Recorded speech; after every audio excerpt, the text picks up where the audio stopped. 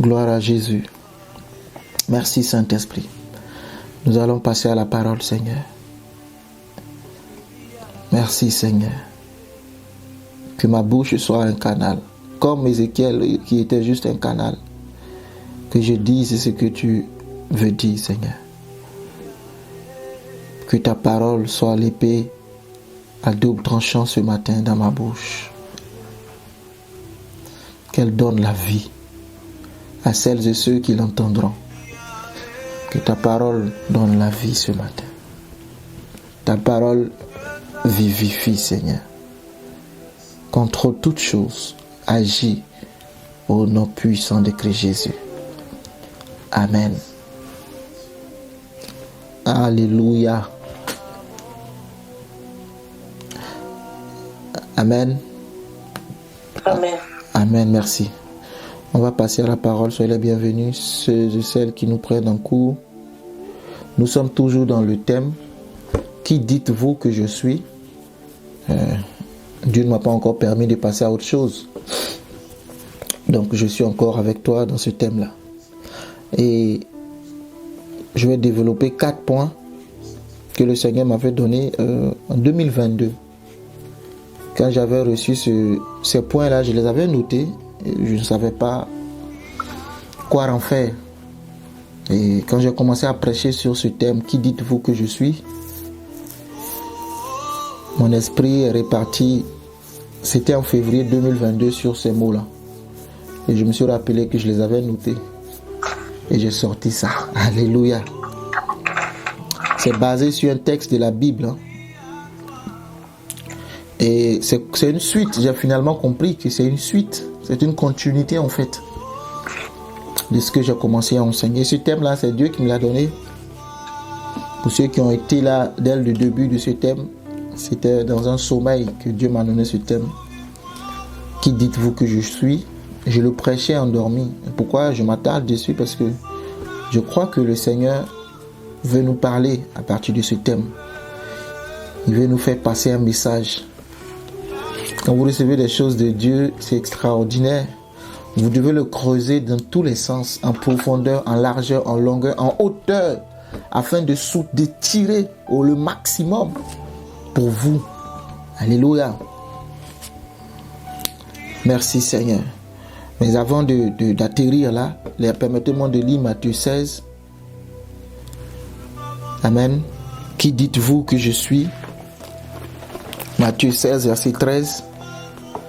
C'est le texte de base. Matthieu chapitre 16. Prends ta Bible avec moi. Je veux que tu suives, s'il te plaît.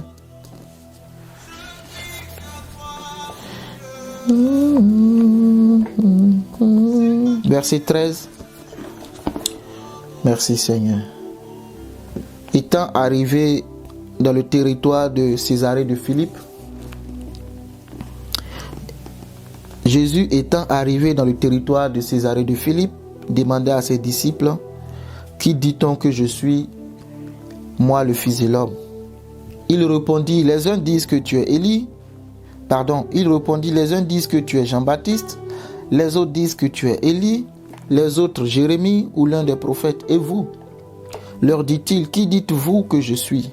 Simon-Pierre répondit, tu es le Christ, le Fils du Dieu vivant.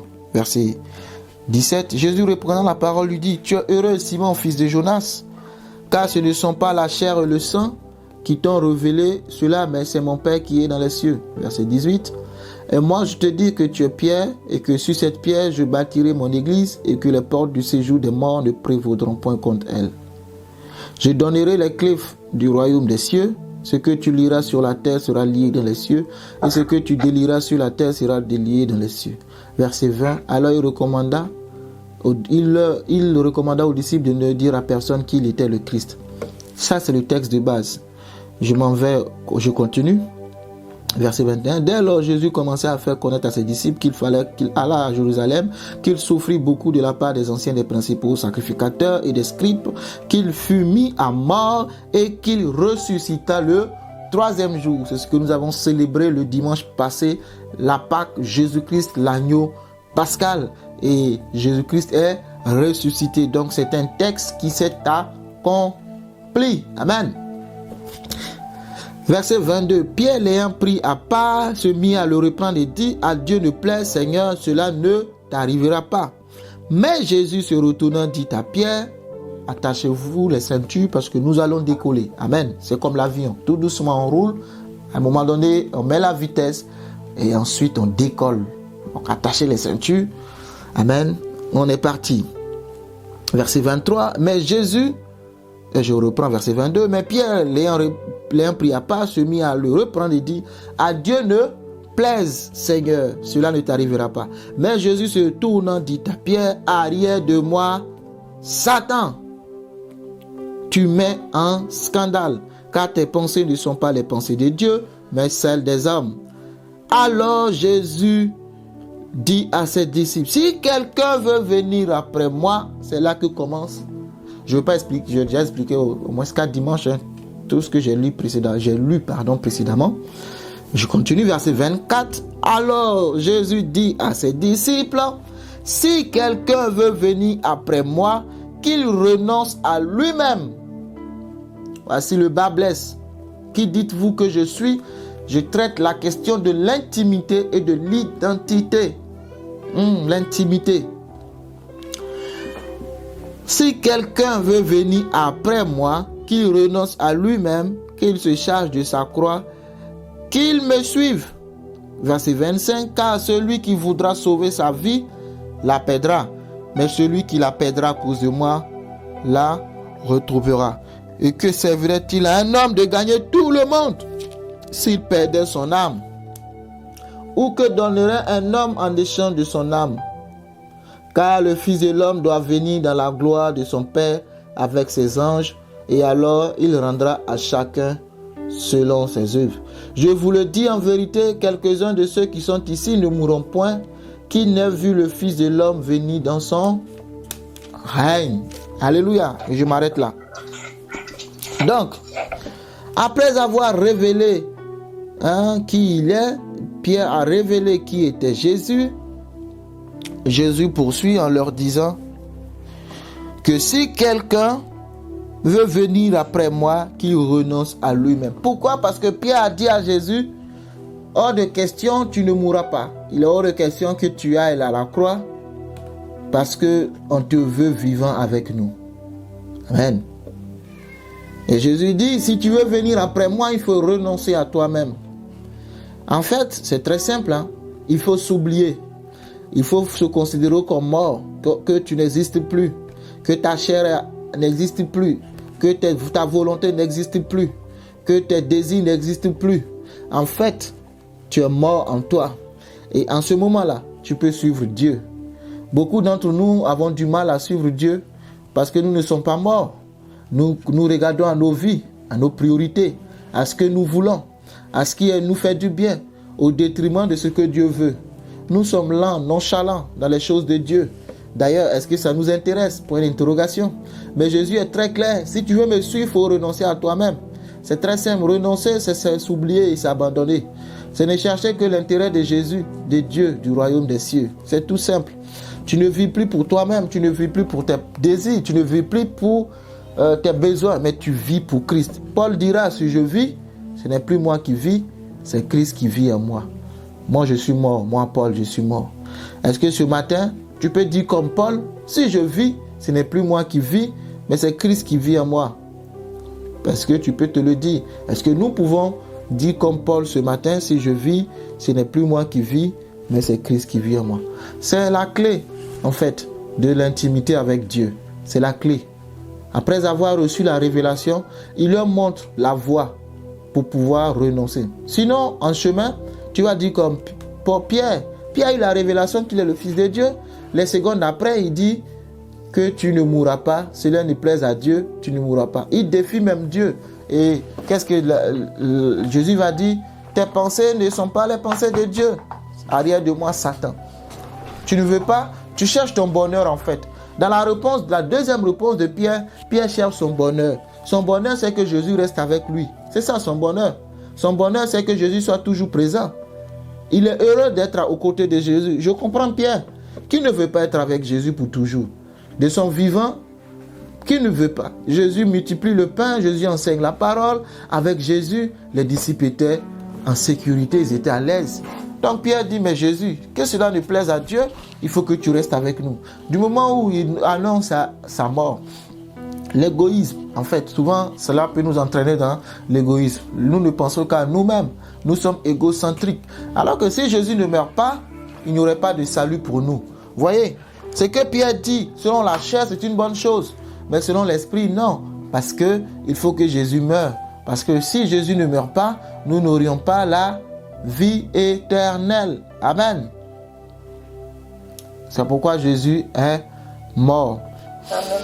Voilà. Donc Pierre avait dit à Jésus, non plaise à Dieu, reste avec nous. Alors que pour suivre Jésus, il faut laisser partir, il faut relâcher, il faut abandonner, il faut s'oublier. Il faut arrêter les excuses. Je n'ai pas le temps, je n'ai pas le temps, je n'ai pas le temps. Ce n'est pas facile. Ce n'est pas facile pour tout le monde. Personne n'a le temps. Amen. Il faut que tu attrapes ton Jésus sérieusement. Nous sommes à la fin des temps. Vous regardez l'histoire dehors, regardez le monde aujourd'hui. Hein? On est à la fin des temps. Attrape bien ton Jésus. S'il te plaît. Attrape bien Dieu. Il dit, que c'est-il un homme de gagner le monde? Si c'est pour perdre ton âme. Tu cours. Un jour, ton corps va te lâcher. Tout ce que tu auras emmagasiné là, tu vas laisser pour partir. Donc, fais de la priorité ce qui est durable. Merci Saint-Esprit. Lorsque Marie et Marthe étaient, Jésus était dans la maison de Marie et Marthe. Marthe était en train de cuisiner, non? Amen. Et Marie était au pied de Jésus écoutant la parole. Marthe a dit à Jésus, mais faut dire à Marie de venir m'aider dans la cuisine. Mais est-ce que préparer n'est pas une bonne chose? C'est une très bonne chose. D'autant plus qu'après la prédication, le culte est fini, il faut qu'on mange. Mais il faut préparer à la veille. Pourquoi c'est le jour de l'enseignement que tu prépares? Pourquoi tu n'as pas préparé à la veille? Bon, ça c'est moi qui le dis comme ça. Mais Jésus a dit à Marthe, écoute Marthe, tu t'agites pour peu de choses. Marie a choisi la bonne part. Hein? Attends, je vais te trouver le texte pour te lire. Le Saint-Esprit m'a mis ça dans l'esprit, je vais te le lire. Marie a choisi la bonne part. Tu t'agites pour peu de choses. Choisis ce qui dure dans le temps. Marthe. La nourriture, là, quand tu la manges, si ça a trop duré dans ton ventre, c'est 24 heures. Tu vas aller au coin. C'était doux dans ton ventre. Mais tu vas aller au coin. Donc, tu t'agites pour des choses qui ne vont même pas durer. Merci Seigneur. Je le prends dans Luc. Luc 10, verset 40. Je lis pour toi. Luc 10. Ah, aujourd'hui, là, c'est le Saint-Esprit qui conduit les choses. Sois concentré. Luc chapitre 10, verset 40. Ne t'agite pas pour des choses. Ah, Seigneur, aide-nous. Comme Jésus étant en chemin avec ses disciples, il entra dans un village et une femme nommée Marthe le reçut dans sa maison. Elle avait une sœur nommée Marie qui s'étant assise au pied du Seigneur écoutait sa parole. Jésus est rentré là. Je continue. Marthe, occupée à divers soins domestiques, survint et dit, Seigneur, cela ne te fait-il rien que ma sœur me laisse seule pour servir? Dis-lui donc de m'aider. Moi, je suis en train de préparer et elle est en train d'écouter la parole. C'est pas normal.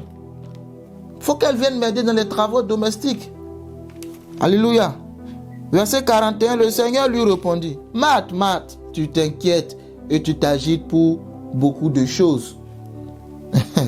Une chose est nécessaire. Marie a choisi la bonne part qui ne lui sera pas ôtée. Voyez-vous, Marie a choisi une bonne part qui ne sera pas ôtée. Quand tu as des choix à faire dans ta vie, rappelle-toi de ce verset-là, ça va t'aider. Il y a des choix dans ta vie qui pour le moment, c'est-à-dire dans le présent, ce sont des choix qui sont bons pour le moment. Mais tu dois plutôt regarder à long terme. Ce que tu dois choisir doit être une chose qui ne te sera pas ôtée.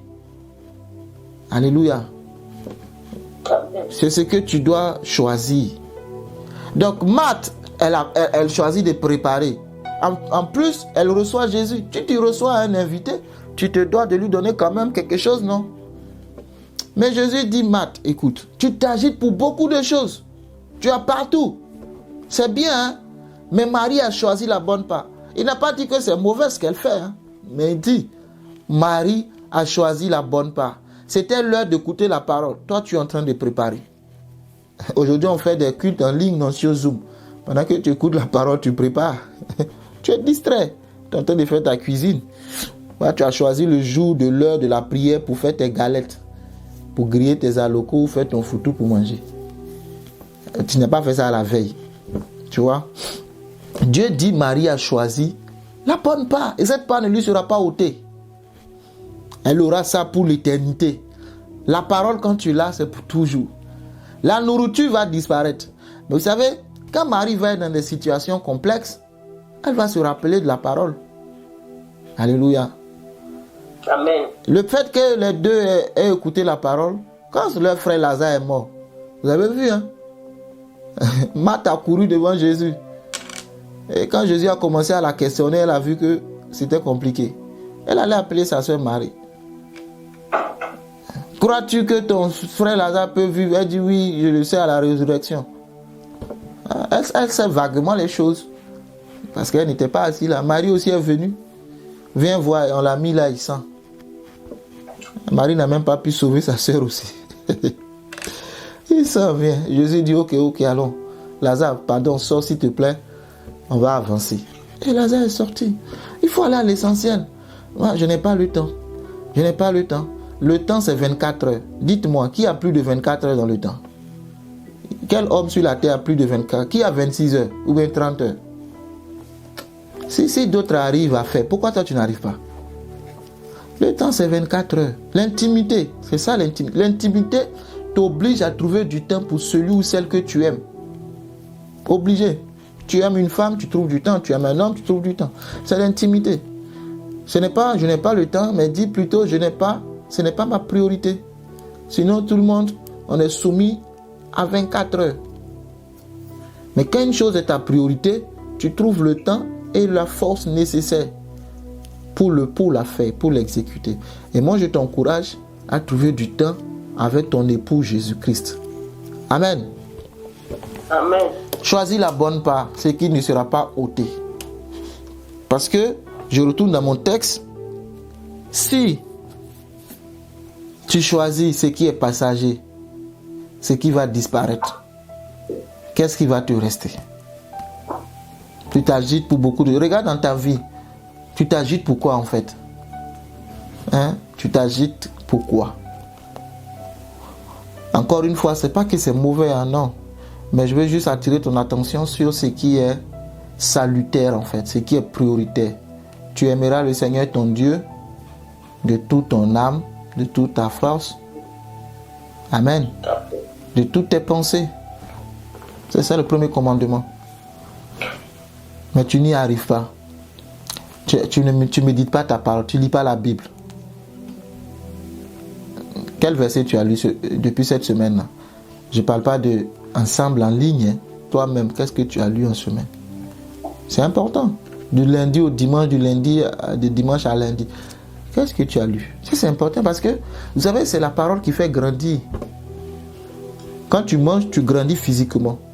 Un enfant grandit par l'alimentation qu'il consomme. S'il se nourrit mal, il aura kwashiorkor, il aura marasme, il aura des maladies dans son corps. Ses os ne vont pas croître. À un certain âge, il aura toujours 50 cm alors qu'il devait avoir 1,70 m. Pourquoi? Parce qu'il a été mal nourri.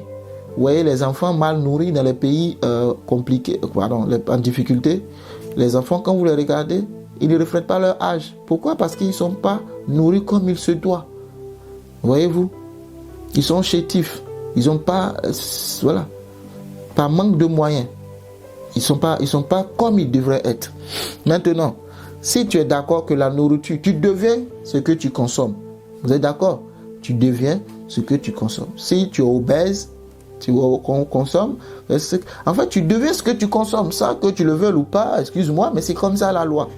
Tu deviens ce que tu consommes. Maintenant, si on transpose dans le spirituel, puisque tu deviens ce que tu consommes, si tu ne consommes pas la parole, Jésus-Christ grandissait en sagesse, en stature et en grâce devant Dieu, devant les hommes. Donc, il mangeait la nourriture de Marie, sa mère, il grandissait. Il consommait aussi la parole de son père, il grandissait. Si tu ne manges pas la parole, voilà, prends l'enfant qui ne se nourrit pas bien. Maintenant, prends ta vie spirituelle. Tu ne lis pas ta Bible, tu ne la médites pas, tu ne pries pas. Tu vois, tu as le marasme spirituel. Excusez-moi. Hein? Tu as le kwashiorkor spirituel. Parce que tu ne lis pas. Tu ne médites pas. Comment tu veux grandir spirituellement? Tu ne peux pas grandir. Et tu es surpris. Tu es surpris de ta vie spirituelle. Tu ne peux pas être surpris parce que tu deviens ce que tu consommes. Donc, ce que tu ne consommes pas ne peut pas te changer. Ce qui peut te changer, c'est ce que tu consommes. Amen. Amen. Ça, c'est des paroles. C'est des paroles simples que je te donne ce matin. Moi, je t'encourage. Il faut que tu grandisses. Alléluia. Mais ce que je veux prêcher après là, c'est là. Je sais pas. Seigneur, aide-moi.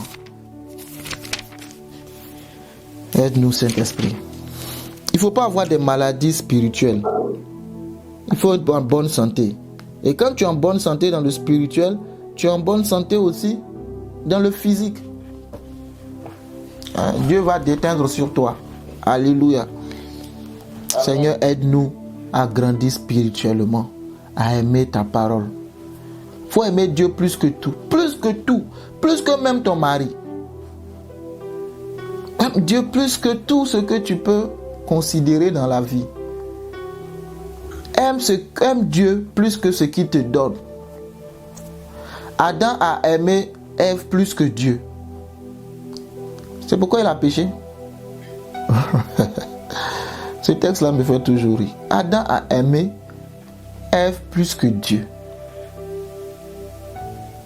En consommant le fruit interdit, il venait de démontrer que ce que sa femme dit a plus d'importance que ce que Dieu a dit.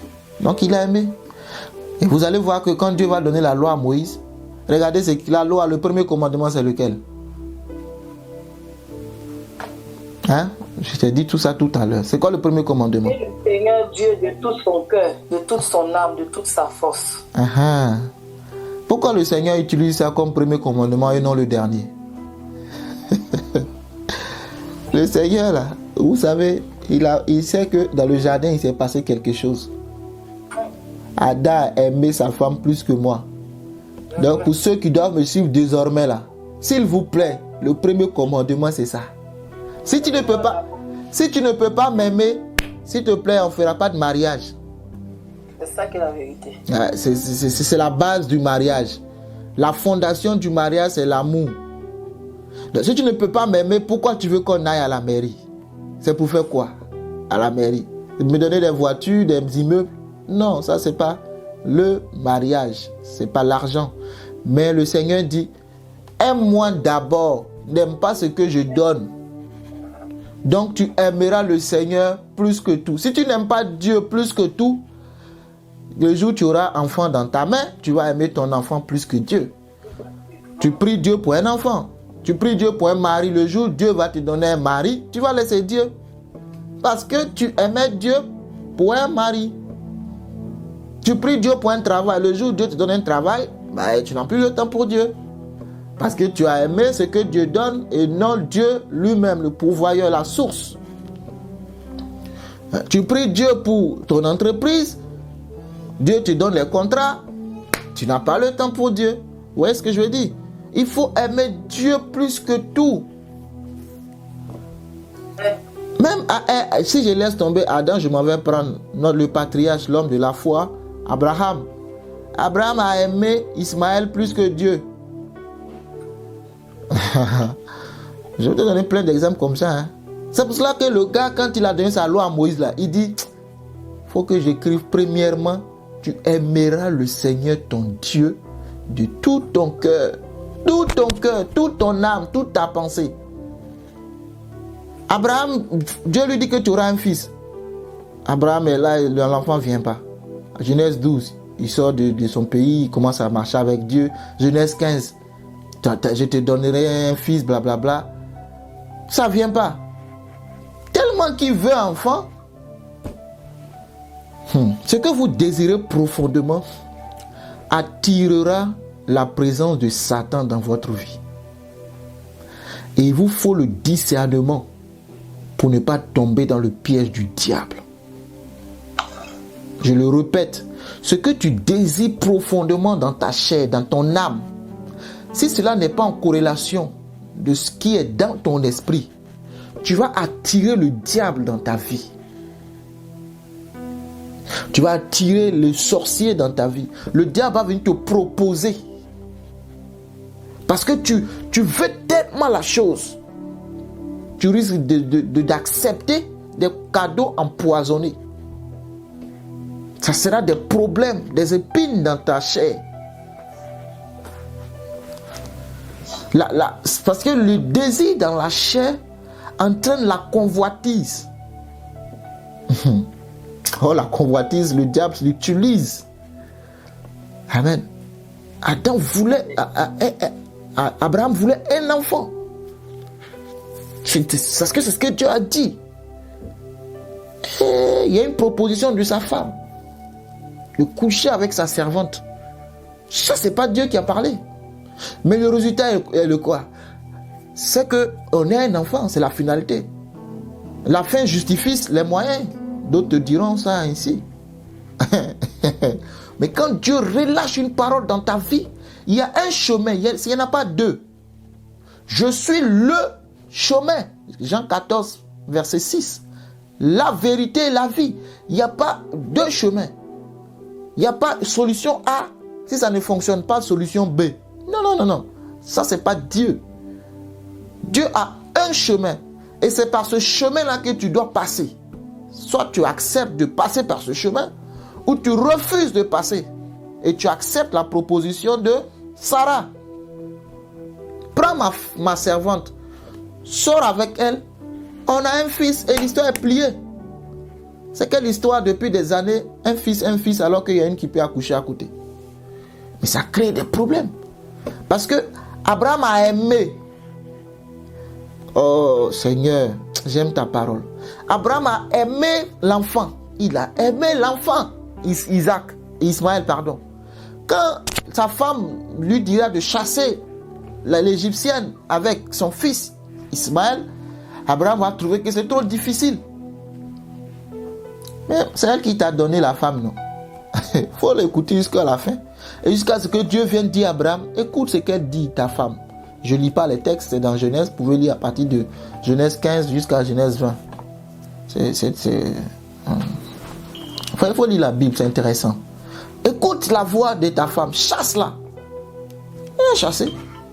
Maintenant, je vais te démontrer que Abraham a aimé son fils, il a aimé l'enfant plus que Dieu. Quand Dieu lui donne finalement Isaac, qu'est-ce que Dieu lui dit pour le prouver? Oh Seigneur, aide-moi. Moi-même, je me parle. Aide-moi, Seigneur. Dieu dit, prends ton fils, ton unique, celui que tu aimes. Celui que tu aimes. Prends ton fils, ton unique, celui que tu aimes. En ce temps-là, Ismaël n'est plus là. Ils ont chassé Ismaël. Mais il reste qui? Pourquoi tant de précision? Il reste qui dans sa maison? Il reste Isaac. Mais il faut la précision. Celui que tu aimes. Et il dit quoi? La première fois que le mot aimer est apparu dans la Bible, c'était une notion de sacrifice. C'est la première fois que Dieu parle de aimer. Lisez la Bible.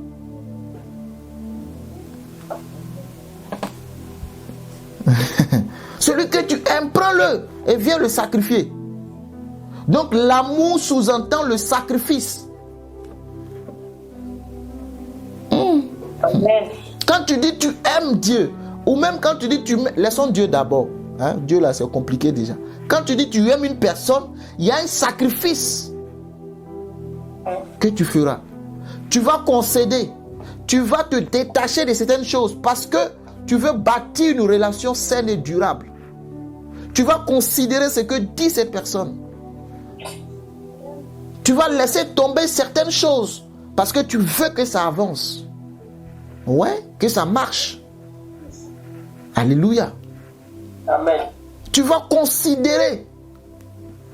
Donc, l'amour vrai, l'apôtre Paul dit supporte tout. Ça, c'est pas le sacrifice, hein? Si. On dit l'amour supporte tout. Attends. Dieu dit, celui que tu aimes là, prends-le et va le sacrifier. On verra si tu m'aimes ou bien tu aimes. Comment il s'appelle? Isaac. Isaac. Oui. Et qu'est-ce qu'il a fait? Il allait sacrifier Isaac. Quand il a levé le couteau et voulait tuer l'enfant, Dieu a dit, oh Abraham, Abraham, Abraham, ha ha ha. J'ai vu maintenant. Que tu m'aimes. Aïe aïe aïe. Dieu, il n'est pas pressé sur toi. Il faut prendre ce qu'il te donne et puis il disparaît seulement. Fais le malin avec Dieu seulement. Un jour. Un jour. Il dit maintenant Abraham, je vois. Waouh. Le gars t'a suivi depuis Genèse 12. Tout ce qu'il a fait jusqu'ici là, tu n'as pas vu. C'est maintenant qu'il vient donner Isaac que tu dis je vois que tu m'aimes. L'amour donne. L'amour ne trouve pas des excuses. Hein. L'apôtre Paul dit l'amour excuse tout. Ça veut dire que quand il y a des excuses pour ne pas faire, l'amour trouve le moyen de faire. Et l'amour pardonne. Oui, ça c'est trop difficile. Et c'est ça, suivre Dieu.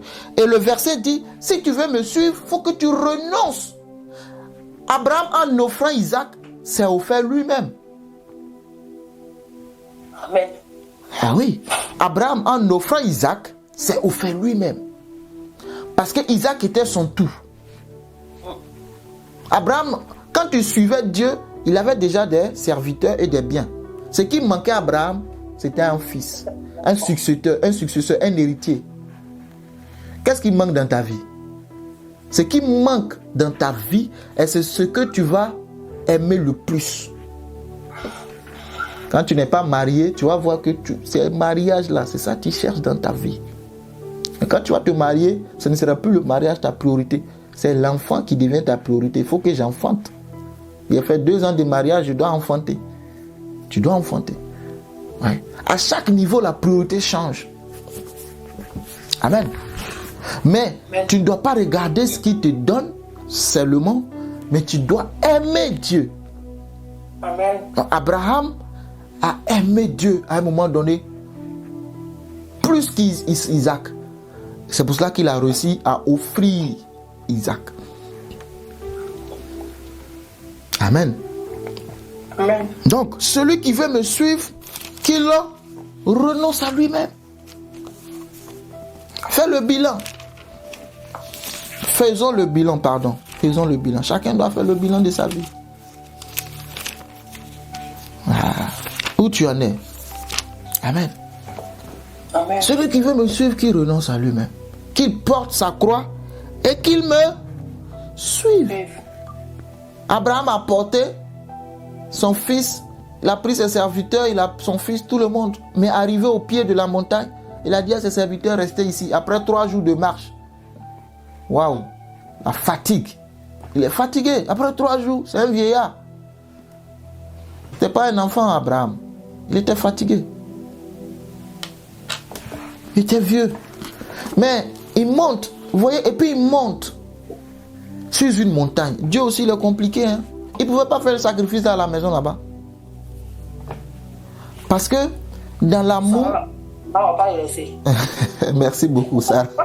Sarah ne va jamais accepter ça, ça c'est vrai. Amen. Mais une autre notion, une autre révélation derrière, c'est quoi? C'est que l'amour, comme je l'ai dit, c'est le sacrifice. Et l'adoration aussi, c'est le sacrifice. Or, l'adoration sous-entend la séparation.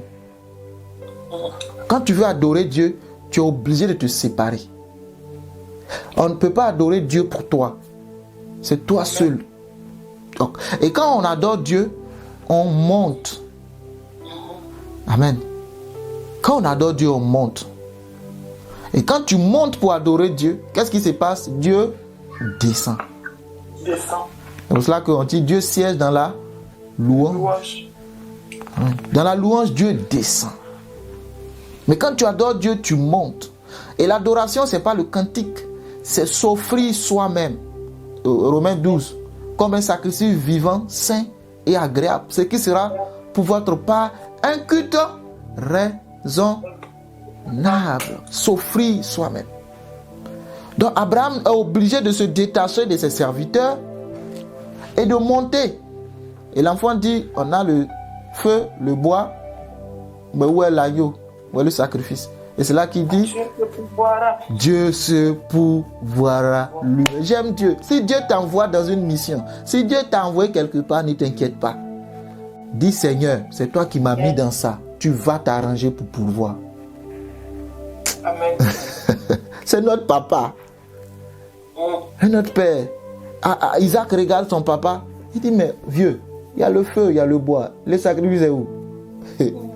L'enfant sait que c'est pas moi le sacrifice. il dit, fils, ne t'inquiète pas. Dieu se pourvoira. Jéhovah, j'irai. À la montagne de l'Éternel, il sera pourvu. Il dit, je le jure. Et c'est la première fois que Dieu va jurer. Ah, j'aime trop la parole de Dieu. Est-ce que la parole te fait du bien? Amen. Amen. Il dit, je le jure par moi-même. Je vais trouver le... C'est dans Genèse 22. Hein. Je vais lire ça pour toi. Verset je vais prendre à partir du verset 7. Alors Isaac parlant à Abraham, son père, dit, mon père. Il répondit, me voici mon fils. Isaac reprit, voici le feu et le bois. Mais où est l'agneau pour l'holocauste? Ça veut dire le sacrifice. Abraham répondit, mon fils, Dieu se pourvoira lui-même de l'agneau pour l'holocauste. Et ils marchaient tous deux ensemble. Tu portes ton sacrifice. Celui qui veut me suivre doit porter sa croix. La croix, ce sont les épreuves, les difficultés qui viennent dans ton chemin quand Dieu te donne la mission. Lorsqu'il fut arrivé au lieu que Dieu lui avait dit, Abraham y éleva un autel et rangea le bois. Il lia son fils Isaac. Isaac n'était pas un enfant quand il l'a lié là. Il lia Isaac et le mit sur l'autel par-dessus le bois. Puis Abraham étendit la main et prit le couteau pour égorger son fils. Ah, le vieux. Ça, tu fais ça devant le village. Ça, le vieux, c'est un sorcier. Il tue des enfants. Ses serviteurs pouvaient dire que le vieux tue les enfants, c'est pour cela qu'il n'accouche pas. Sa femme n'accouche pas. C'est un sorcier, il mange ses enfants. Vous savez, quand vous avez des difficultés dans vos vies, les gens vont vous trouver des choses à dire. Hein. La femme là, elle n'enfante pas. En fait, c'est une sorcière. Elle bouffe les enfants là dans le ventre. Alors que je ne sais pas, ça n'a rien à voir. En fait. Amen. N'écoute pas ce que disent les hommes. Écoute ce que Dieu te dit. Verset 11. Alors l'ange de l'Éternel l'appela des cieux et dit, Abraham, Abraham. Il répondit, me voici. L'ange dit, n'avance pas ta main sur l'enfant et ne lui fais rien, car je sais maintenant que tu crains Dieu et que tu ne m'as pas refusé ton fils, ton unique. Abraham leva les yeux et vit derrière lui un bélier retenu.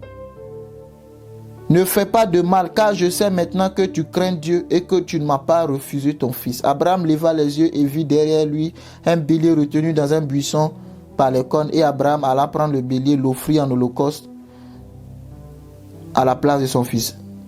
Amen. Abraham donna à ce lieu le nom de Jéhovah Jireh. C'est pourquoi l'on dit aujourd'hui, à la montagne de l'Éternel, il sera pourvu. Verset 15. L'ange de l'Éternel appela une seconde fois Abraham des cieux et dit, je le jure par moi-même. C'est ce que je cherchais. Je le jure par moi-même. Dieu dit de ne pas jurer, hein, mais lui-même il jure. Et il y a, en fait, quand il dit je le jure, il dit je me prends moi-même à témoin. Parce qu'au-dessus de Dieu, il n'y a plus rien. Dieu ne peut pas jurer sur autre chose. Donc il dit je le jure par moi-même. Parce que tu as fait cela, tu ne m'as pas refusé ton fils, ton unique. je te bénirai. Mais Dieu avait déjà dit ça, non? À Abraham, si vous lisez Genèse 15, je te bénirai. Mais Dieu, par le sacrifice qu'il vient de faire, dit, je te bénirai. Cette fois-ci, c'est scellé. C'est irrévocable. C'est comme le tampon vient d'être posé sur le document. Bah, tu as le titre de séjour. C'est fini. Le tampon a été posé. Amen. Amen. Tu as ton document au nom de Jésus. Yes. Parce que j'ai vu que tu m'as craint. Tu m'as mis en premier. Je prophétise ce matin pour toi au nom de Jésus-Christ. Quand tu mets Dieu en premier, tu ne sors jamais zéro. C'est pas possible. Si tu mets Dieu en second, c'est là que tu vas te mordre les doigts. Alléluia. Mais si tu fais de lui ta priorité, je te garantis à 1000%. Je ne veux pas dire je jure comme Dieu. Hein. C'est lui qui a juré. Il a dit je n'ai pas juré. Mais je te garantis à 100 000% que je n'ai pas vu un homme mettre Dieu en premier et sortir zéro. Jamais. Parcours la Bible de la Genèse à l'Apocalypse. Aucun homme n'a honoré Dieu et retourné les mains vides. Amen. C'est pas possible. C'est pourquoi tu dois le mettre en priorité. Il dit, je le jure par moi-même. Je te bénirai, Abraham. Mais Dieu, tu l'avais déjà dit, cette parole. Oui, je l'avais dit. Mais maintenant, je le scelle. Amen. Je mets mon cachet. Ce que j'avais dit à Abraham, je n'avais pas encore écrit. J'ai parlé oralement. Maintenant, on va mettre sur papier. Amen. Les paroles s'envolent, mais les écrits restent. Je le jure par moi-même. C'est le cachet de Dieu. Le tampon pour sceller ce qu'il a dit. Je te bénirai, Abraham. Je te multiplierai. Ta postérité, je multiplierai ta postérité comme les étoiles du ciel. Voilà ce que je ferai de toi, Abraham. Tu ne m'as pas refusé Isaac. Tu m'as mis en premier. Tu m'as considéré. Tu m'as valorisé. Tu n'as pas mis la honte sur moi. Abraham, écoute. Je suis le Dieu Tout-Puissant. Je vais faire ce que j'ai dit. Amen. Je vais faire ce que j'ai dit. Amen. Je vais bénir ta descendance. Je vais multiplier tes enfants. Alléluia. Je le ferai pour toi. Considère Dieu. Ne considère pas ce qu'il te donne, mais considère lui d'abord. Renonce à toi-même. Abraham a renoncé à lui-même. En offrant Isaac, il a renoncé à lui-même. Il a chargé sa croix sur sa tête. Offrir son fils. Et l'acte d'Abraham a valu la venue de Jésus. Dieu a regardé et dit, si un homme l'a fait, oh, moi, si un homme l'a fait, le défi a été relevé, j'en verrai. Quand il dit à la montagne de l'Éternel, il sera pourvu, il ne voit pas seulement le bélier, mais il voyait Jésus. La Bible dit qu'Abraham a vu les jours de Jésus. Lisez de la parole de Dieu. L'acte que vous allez poser aujourd'hui, ne voyez pas seulement votre vie, mais voyez votre descendance. Si nos parents qui ne connaissaient pas Dieu ont posé des actes avec le monde ténébreux, ont fait des alliances avec les agents du diable, qui aujourd'hui ont une répercussion sur nous. Tu comprends bien ce que je dis?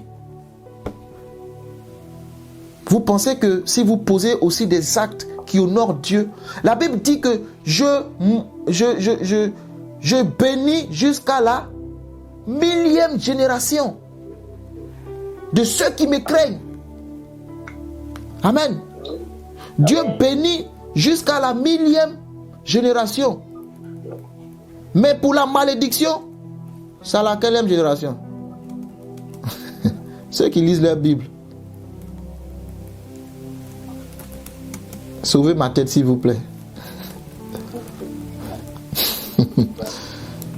Amen. Amen. Oui, j'ai entendu 4000. Qui a dit 4000? Tu as dit, moi, je n'ai pas compris là.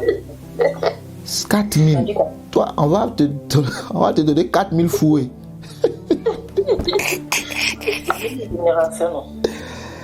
Il dit, je conserve mon amour jusqu'à 1000 générations, qui pardonne l'iniquité, la rébellion et le péché, mais qui ne tient point le coupable pour innocent et qui punit l'iniquité des pères sur les enfants et sur les enfants des enfants jusqu'à la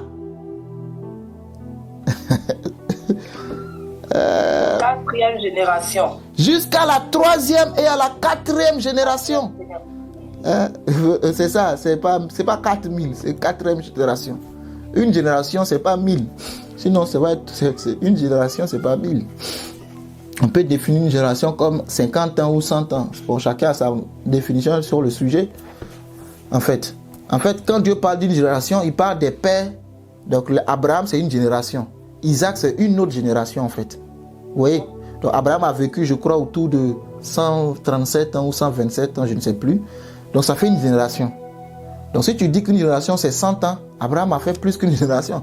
Donc, une génération, il faut plutôt la voir dans une lignée. Abraham, une génération. Isaac, une autre. Jacob, une autre. Joseph, une autre. Oui? C'est ça, une génération. Donc, Dieu dit, pour ce qui est de l'amour, pour ce qui est de la bénédiction, parce que quand Dieu donne l'amour, l'amour, c'est la bénédiction. Amen. Je bénirai jusqu'à la 1000e génération. Waouh! Waouh! Même si on dit une génération, c'est un an. Donc ça fait 1000 ans déjà. Oui. Maintenant, disons qu'une génération, c'est 100 ans.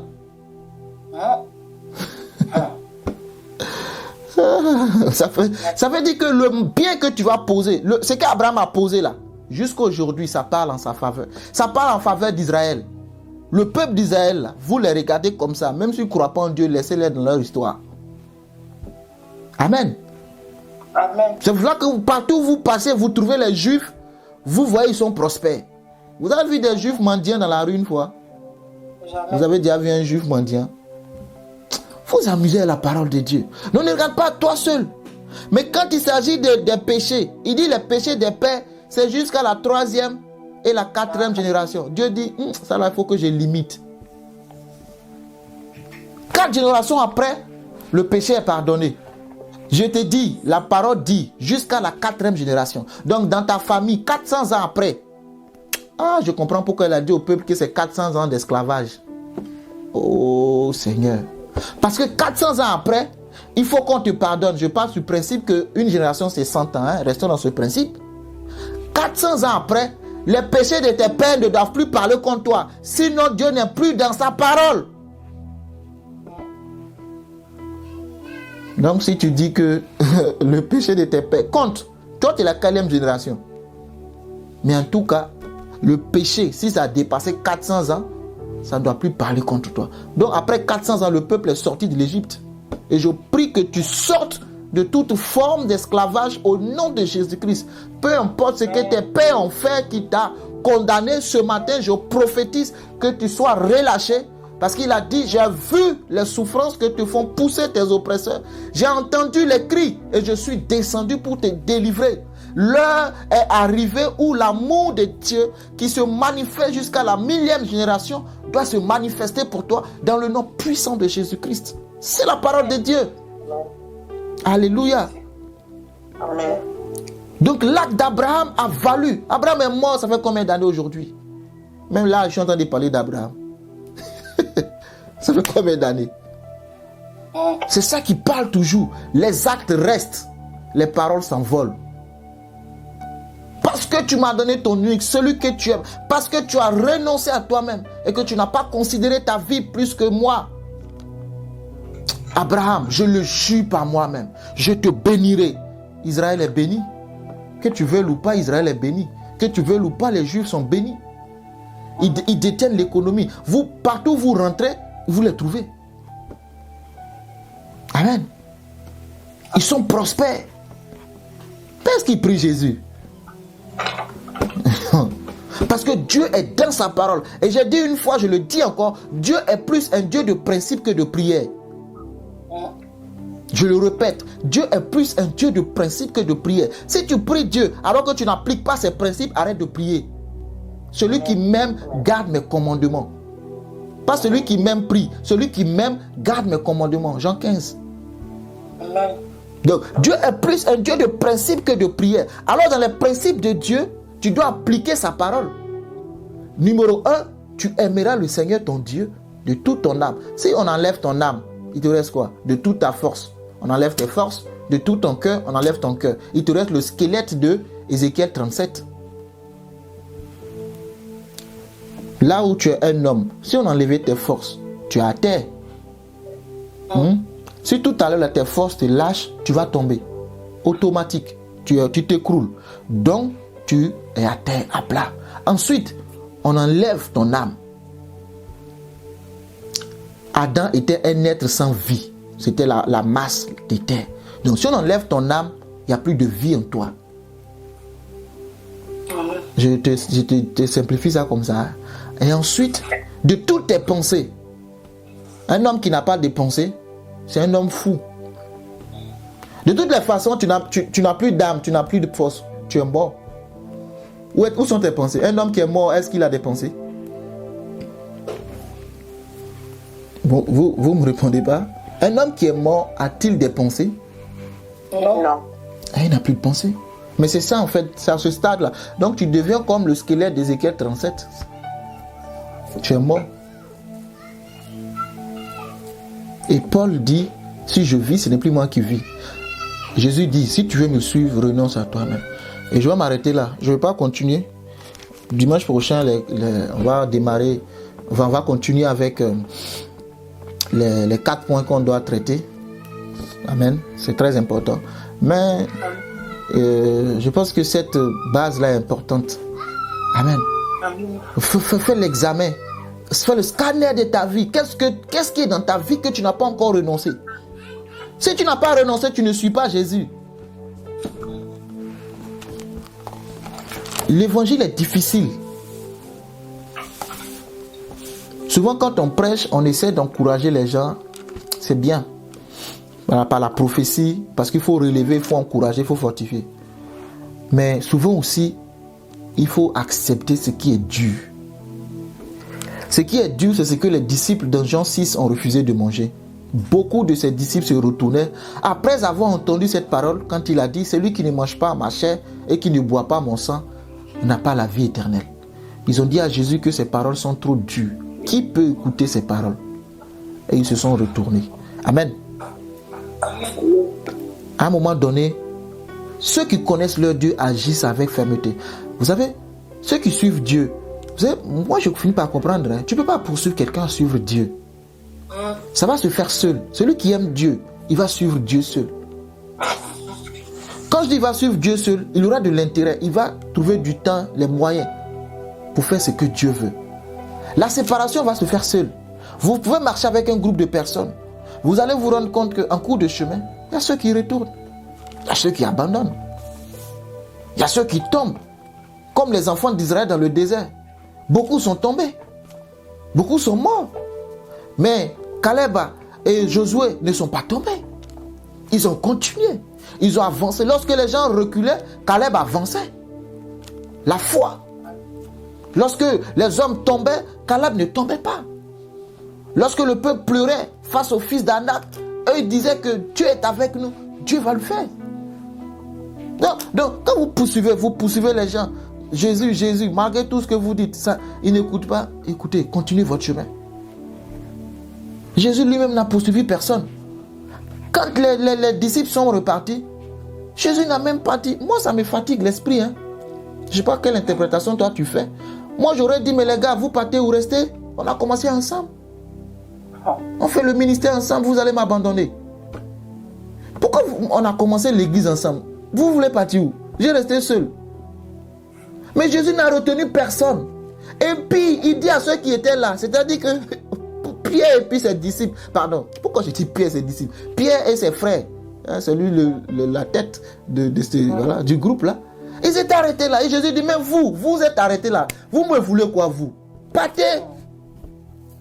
Pierre dit à qui irons-nous? Oh Jésus, partez. Quand moi je lis ça, je dis, mais merci Seigneur. Il faut arrêter de gaspiller ton énergie sur des choses qui n'intéressent pas les gens.